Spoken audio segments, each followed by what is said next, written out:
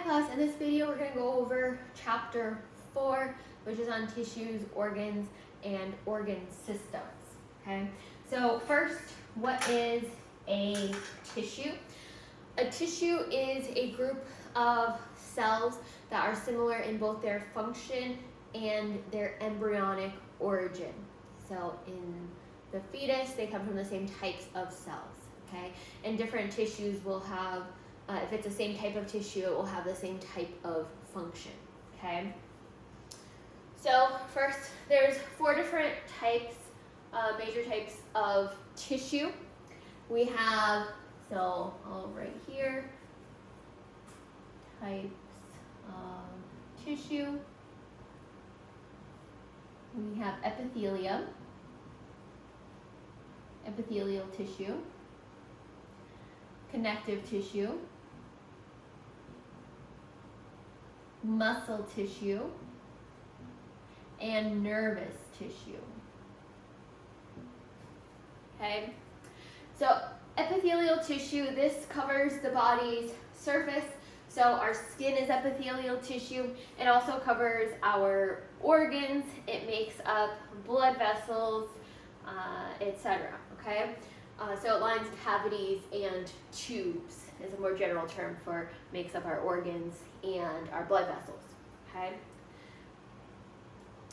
So one side of our epithelial tissue will face either the outside environment, like in our skin, or the inside of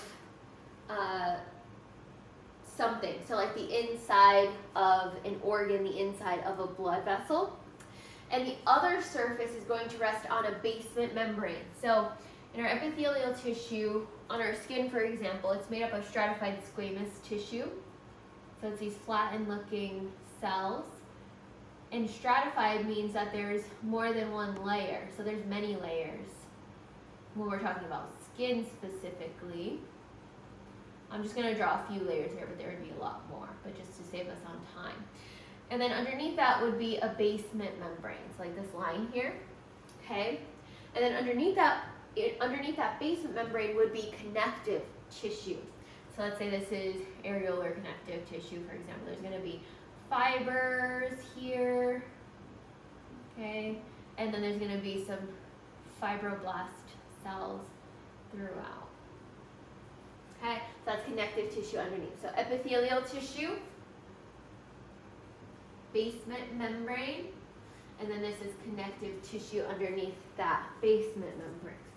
Okay. So you can think of connective tissue like the support tissue for epithelial. Okay. Because connective tissue has blood vessels running through it, whereas epithelial tissue does not. So it provides nutrients to the epithelial tissue through that connective tissue. Okay. Okay, so general types of epithelia. We have, so let's do this in a different color just to kind of differentiate here. Okay, so we're talking about epithelial tissue. Okay, we have simple. That means it's one layer of cells. Okay, so instead of 3 of these, it would just be, if we're talking about simple squamous, it would just be one layer. It wouldn't be stacked on top of each other. Okay? Then we have stratified. This is more than one layer. So 2 or more layers. So this would be stratified squamous epithelial tissue. And then we have another one that's called pseudostratified. So pseudo means fake. So in pseudostratified tissue, it looks like many layers. I'll just say it looks like more than one layer. But it's really only one layer. Okay. There's only one type of pseudostratified, and it's pseudostratified columnar. So what that looks like is we have our basement membrane here. Columnar cells are taller than they are wide. So like this, and then there's a nucleus in the middle. With pseudostratified though, some of them are smaller, some of them are larger, Some of them maybe are even larger than that. So under the microscope, it looks like there's multiple layers of cells. Some places it might just look like there's one layer, okay? But at the basement membrane, there's actually only just one layer, okay? Stratified, if we had stratified columnar, and in pseudostratified columnar, there's these little cilia coming out the top. So that's how you can tell the difference under the microscope, even though they look pretty similar underneath the microscope, okay? But with stratified, you'll have one layer of columnar cells and then another layer right on top. So this is true stratified because we have two layers on top of each other. And then you have the nuclei, of course, okay? So stratified, more than one layer on top of each other. If we're talking about layers going across, right? This is one layer. This is 1, 2, 3 layers on top of each other, okay? So stratified tissue has more of a protective function, right? Like on the outside of our skin, we have stratified squamous epithelial tissue because the outside of our skin is prone to abrasion, potential damage, right? So it's for protection, having more than one layer, because some of these can fall off and we'd still be okay. We'd still have more layers of skin underneath, right? Simple is more for diffusion, things to pass through. So blood vessels, right? Our blood vessels send out oxygen and take back carbon dioxide. So we need things to be able to diffuse across. And since it's only one layer, it's easy for things to squeeze through that tissue, okay?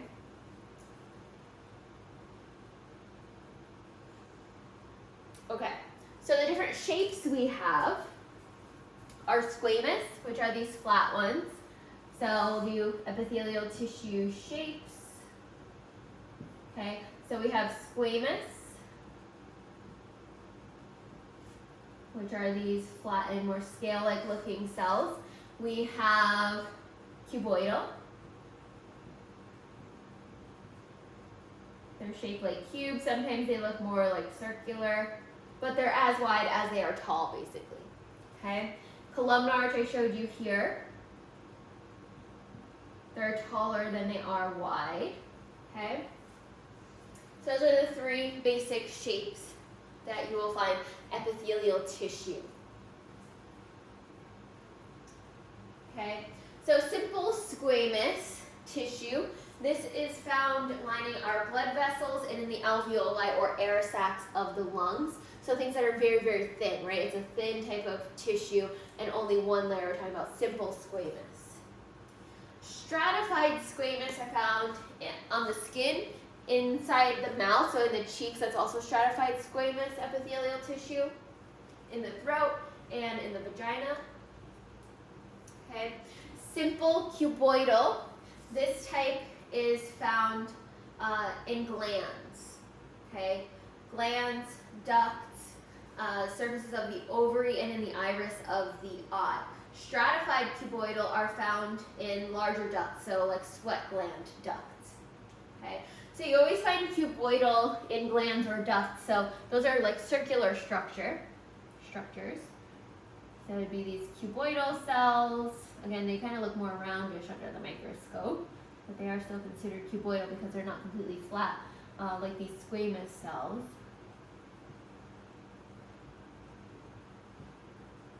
Okay, so this is some sort of gland, and this would be the lumen, the inside of the gland.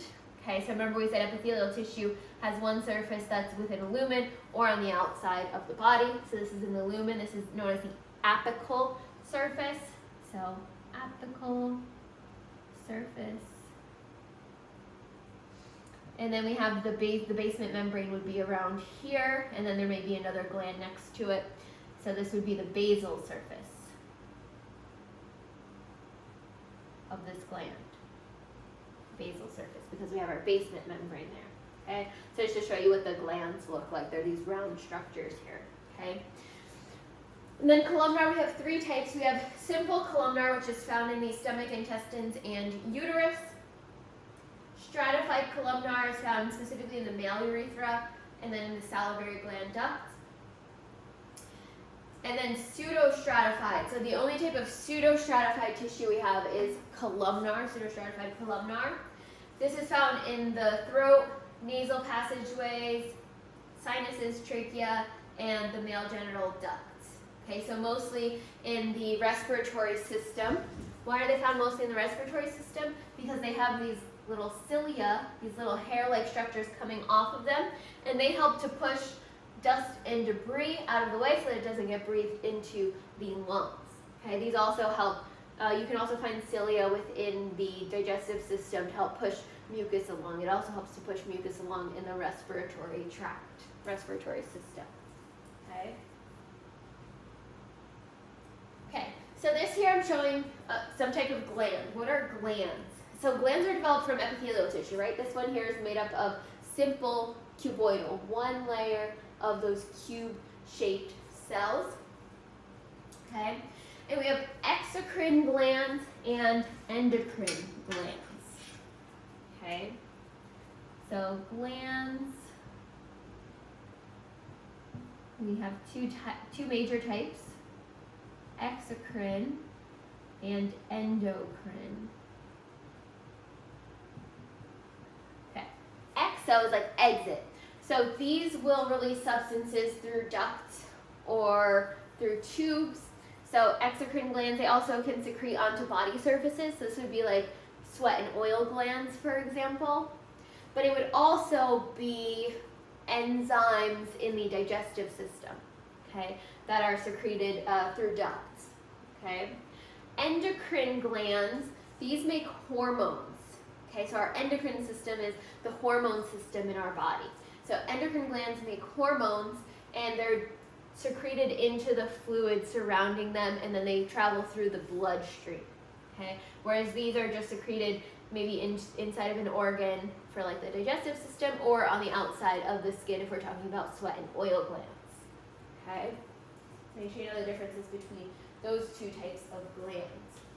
Okay, so that was all epithelial tissue. Connective tissue is like I said, it provides support for our epithelial tissue, and it helps to provide further protection for our cells, tissues, and organs. Okay, so connective tissue is made up of what's known as a matrix. So there's ground substance, sometimes fluids, cells, and fibers that make up connective tissue. Okay, so it can be very hard, like bone. Bone is considered a type of connective tissue. Cartilage is also a type of connective tissue. So cartilage is somewhere in between bone and connective tissue proper. Like at the tip of our nose, we have cartilage. So it helps to give structure, like to the nose, to the ear. There's cartilage within the ear here as well. But it's also movable, right? I can move the tip of my nose. I can bend my ear. Okay. So that matrix that makes up the connective tissue gives all the different types of connective tissue their specialized properties. Okay, so what they can do. Okay. So different types of connective tissue. So I'm going to erase this epithelial tissue stuff, and we're going to talk now about types of connective tissue.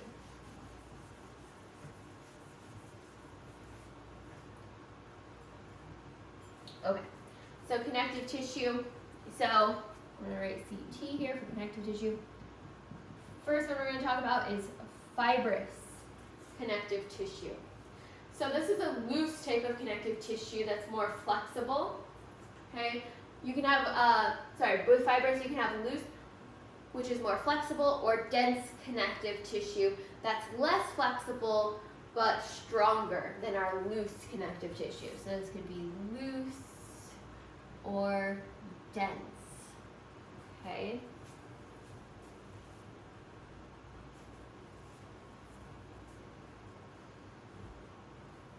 Okay, so in loose fibrous connective tissue, you would have collagen and elastin. Those are both different types of fibers, and they're going to be loosely arranged, kind of like what I drew up here with these fibers just kind of thrown all over, right, loosely arranged there.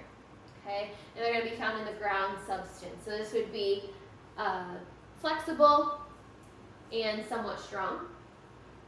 Dense fibrous connective tissue is mostly made up of collagen fibers.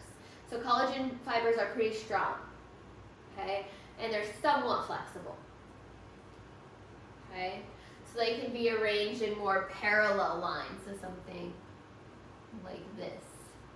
This is known as dense regular connective tissue, where you have these parallel lines of collagen fibers. Okay, and then we have elastic fibrous connective tissue, mainly made up of elastin fibers, so they're more able to stretch and recoil, which means go back to their original shape and size. Okay. Then we have our special types of connective tissue like cartilage, which I mentioned. So that's going to be mostly made up of collagen in more of a watery matrix. Okay, and it resists compression. Okay, so you can't really squeeze it to make it much smaller, right? The cartilage is what it is. Okay, it's the shape that it is. And you could kind of move it around, but you can't really change how large or small it is, basically. Okay.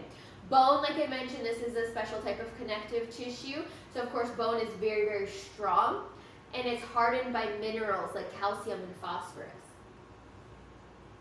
Adipose tissue, this is fat tissue. So this is a very soft type of tissue, and it has a soft matrix. Okay. So it has these adipose cells that are very large, and it pushes the nuclei to the sides. Okay, so it's something like this. Okay, that would be like adipose tissue. And it pushes, so the nuclei would be like to the sides here, because those fat cells push the nuclei to the sides. Okay, and then blood. Blood is actually also a type of connective tissue. Okay, so this is the only fully, not fully, but mostly fluid type of connective tissue. Okay, so the matrix is the blood plasma, which is the fluid portion of our blood. Okay, and then we also have, of course, blood cells like red blood cells, white blood cells, and platelets in our blood, and other substances. So proteins like for blood clotting. Maybe you have hormones, right? You're going to have hormones going through your blood, etc. Okay.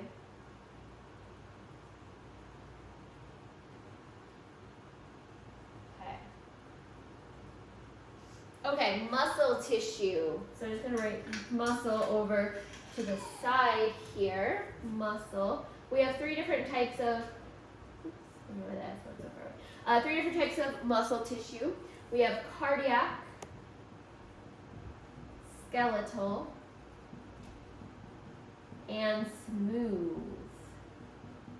Cardiac muscle tissue is specifically found surrounding the heart, right? That's why it's called cardiac. And this is an involuntary type of tissue, so we don't consciously control the beating of our heart. Our body does that for us. Okay? And with cardiac tissue, I'm going to try to draw it out for you.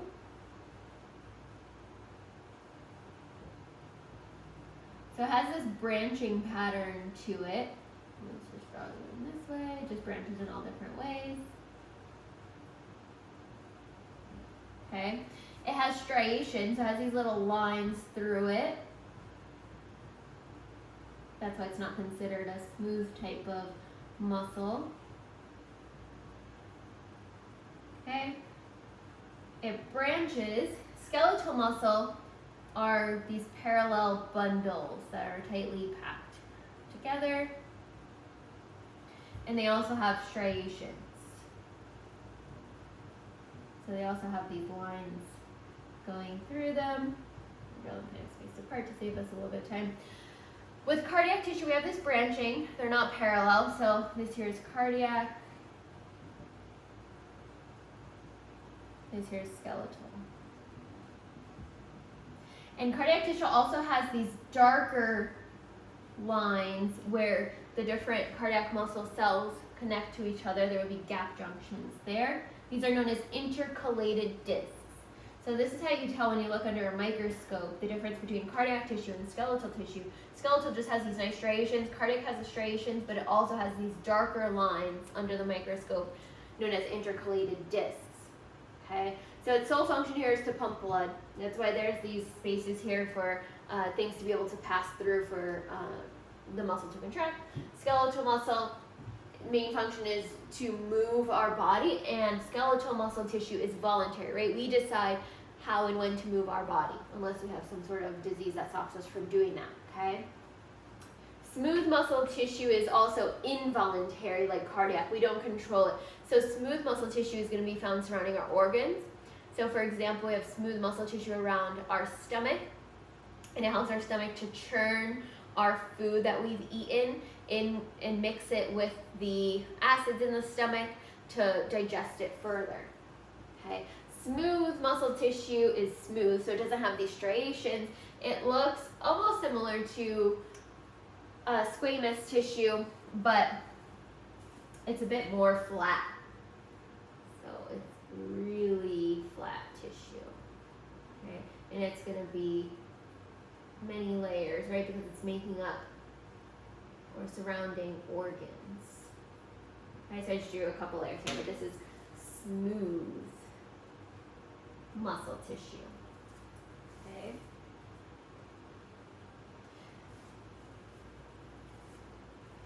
Okay, and then finally we have nervous tissue.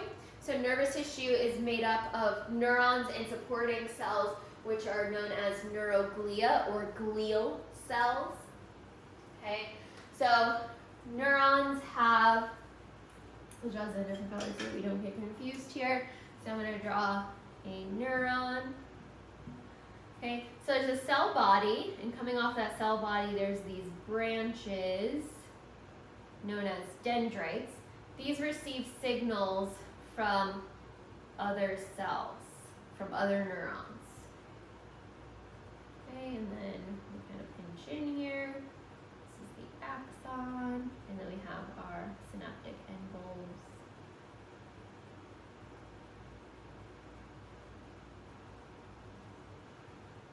Okay, so this here would be the soma or cell body. This contains the nucleus.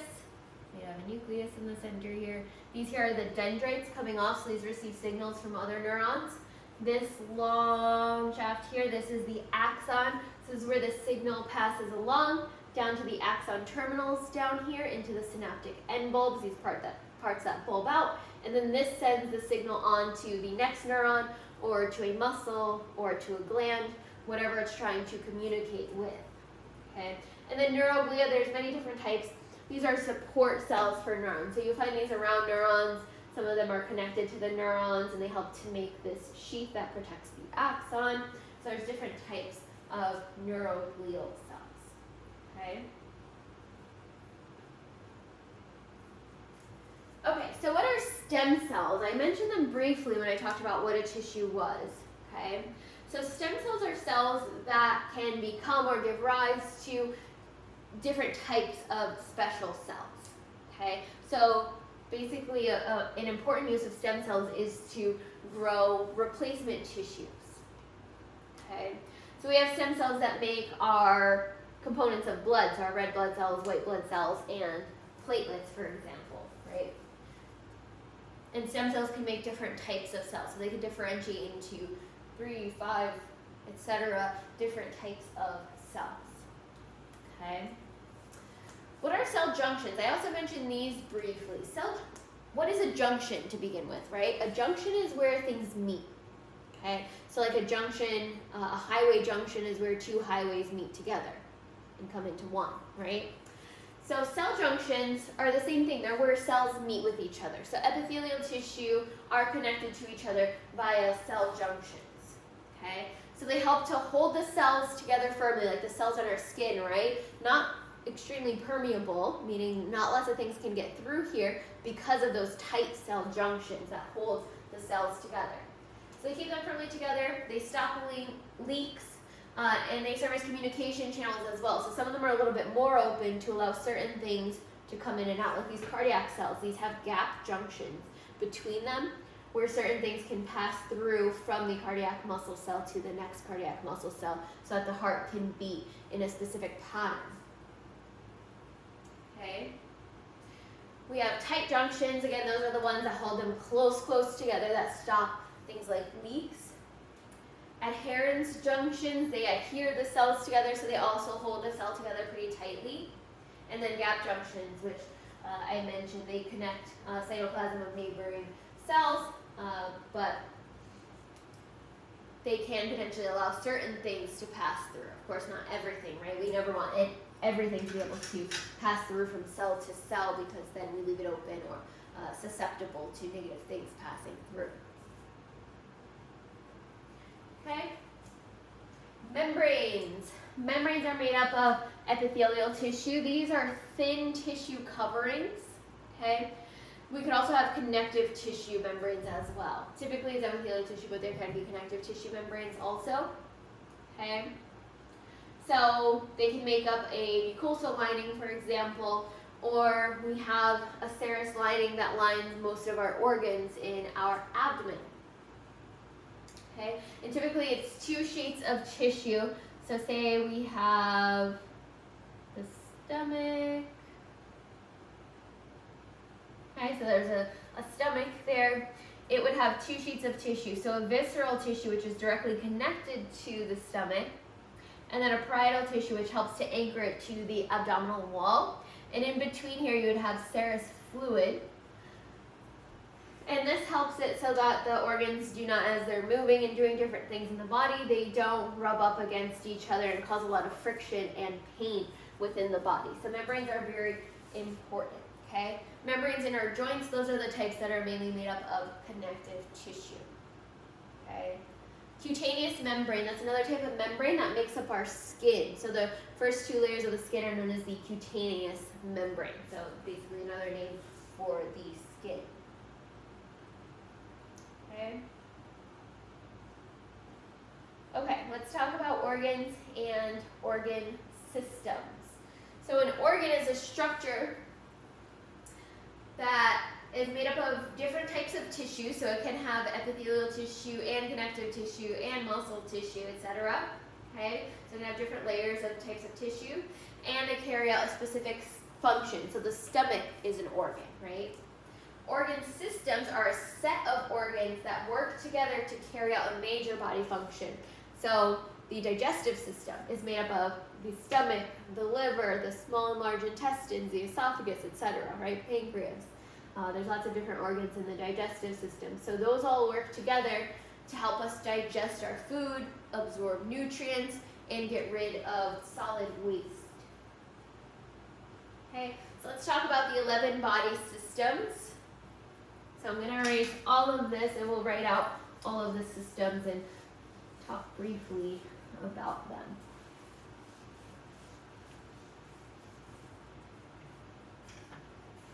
Okay. So, organ systems.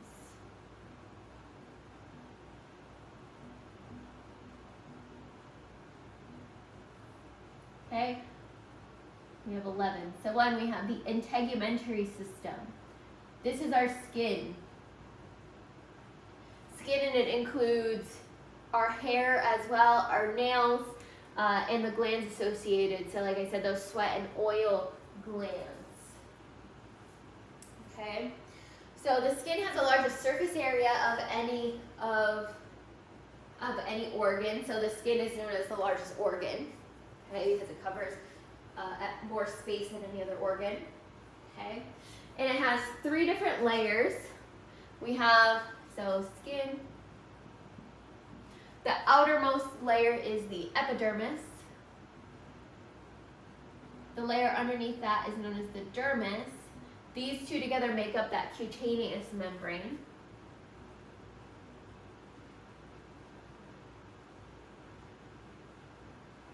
And then underneath it, we have the subcutaneous layer, also known as the hypodermis. And this is made up mostly of fat tissue. But you also have blood vessels come throughout here as well. Okay? So that's a subcutaneous because it's underneath the cutaneous membrane, right? Okay. Epidermis, this is the outside of our skin. So this is made up of what type of epithelial tissue? Stratified squamous, right? Got multiple layers of those flattened types of cells. Okay? So we have different things going on in the epidermis. Okay? We'll talk about this a bit more when we talk in more detail about skin, but we have different types of cells. So keratinocytes, these make keratin, which is a water-insoluble protein. So the outside of our epidermis has these flat keratin cells. and these help to make our skin waterproof and give us added protection. Okay. Melanocytes are another type of cell you can find in the skin. These produce a pigment known as melanin, and this gives skin its color. Sweat glands, you could find those within the skin. Okay, so they develop from the epidermis, and they secrete sweat onto the outside to keep our skin moisturized and help to keep us from overheating. Okay, and then oil glands. So we have oil glands everywhere except for the palms of our hands and the soles of our feet, right? Because we need to be able to, if we're climbing something, right, we need to be able to grasp onto that. And if we have oil on the palms of our hands and the palms of our feet, it's going to be difficult to do that. Okay. So some common skin disorders, blistering can occur if you have some sort of usually burn in that area, acne, cold sores, vitiligo. This is where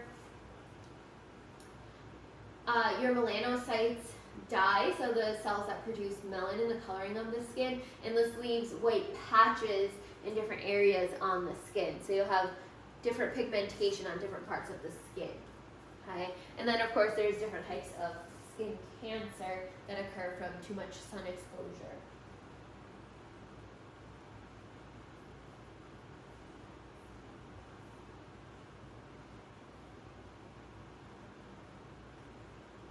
Okay, let's talk about different feedback systems.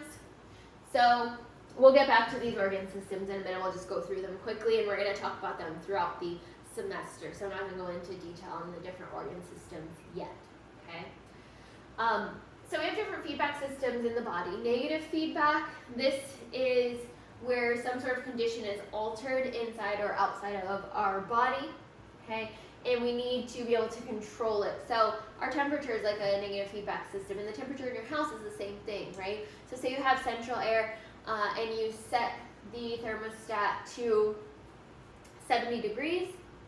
When it gets hotter than that, okay, it's going to turn on that air conditioning in the house, right, and bring it back down to 70 degrees.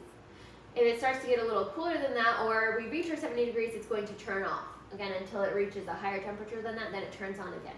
Our body uses the same sort of negative feedback mechanisms, okay? When we have enough of something, we can turn it off, and then when we're low on that, like a hormone, for example, we can turn it back on and have it secrete more again, okay?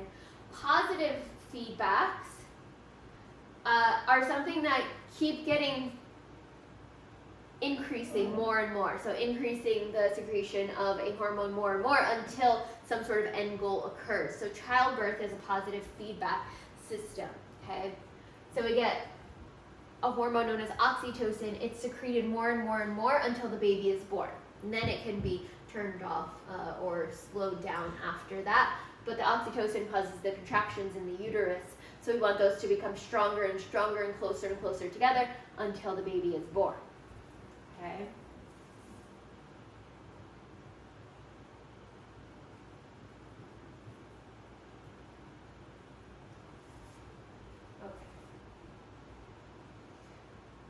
So like I said, a negative feedback system would be like temperature in the body, okay?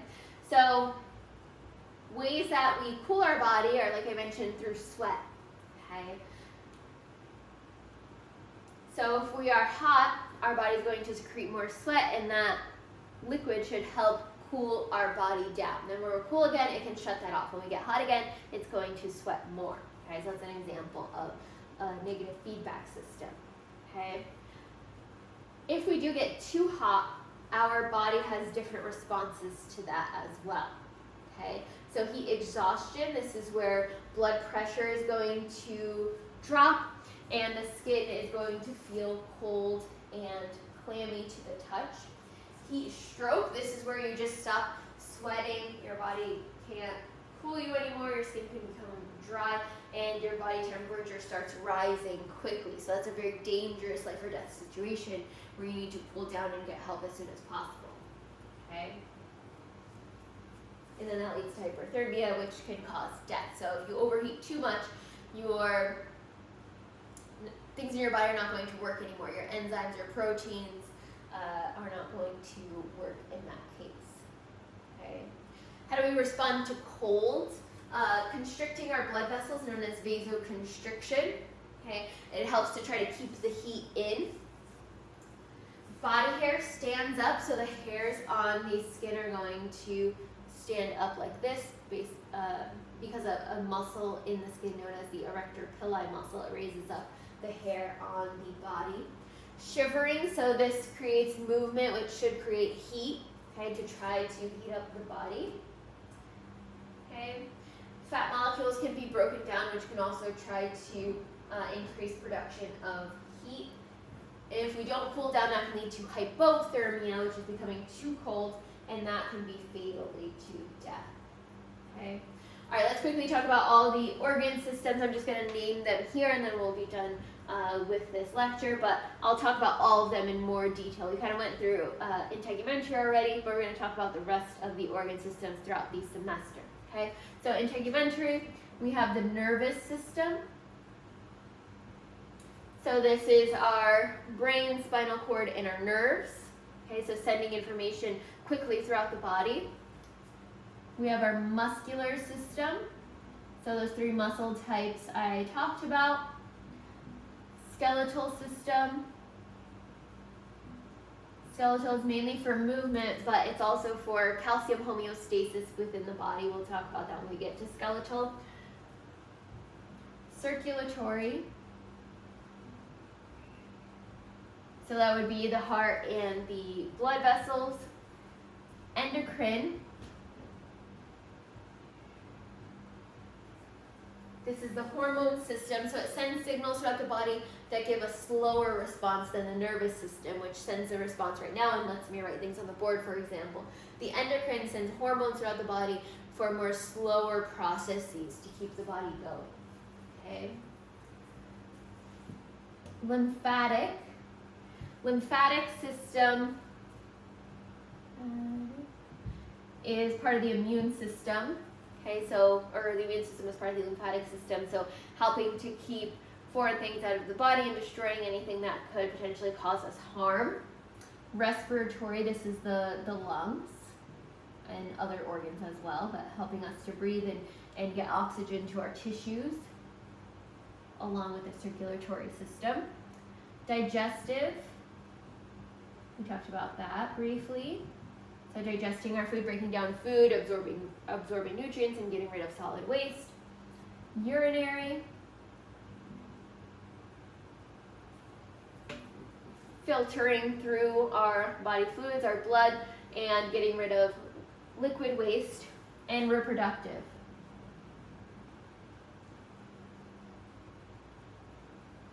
Okay, so how we can continue on our DNA and reproduce. Okay, so again, we'll talk about all these other systems in a lot more detail throughout the semester.